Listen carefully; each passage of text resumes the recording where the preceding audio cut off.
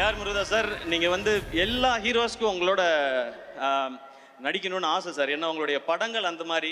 உங்களுடைய முதல் படம் தலையோட தீனா, அவருக்கு தலைன்னு டைட்டில் கிடைச்ச படம். அந்த ஃபஸ்ட்டு ஷாட் ஞாபகம் இருக்குது. அவர் அந்த தண்ணியில் அவருடைய கால் ஷாட் ஒன்று வரும், ஒரு கண்ணாடி ஒன்று உடஞ்சிருக்கு, அதில் அவர் கண்ணு ஷாட் ஒன்று வரும், அது எனக்கு ஞாபகம் இருக்குது. அதுக்கடுத்து நீங்கள் கேப்டனை வச்சு ரமணா பண்ணீங்க.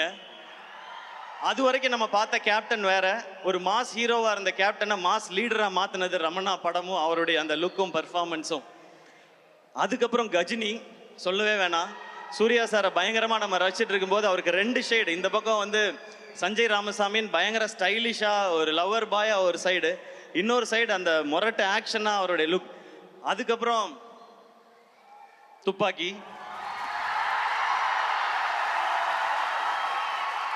அது தமிழ் சினிமாவில் ஹீரோஸோட மாஸை ரீடிஃபைன் பண்ண படம். அதில் விஜய் சார் எப்படி இருந்தாங்க, அந்த ஐ எம் வெயிட்டிங்கிறது பயங்கர ஸ்பெஷல்.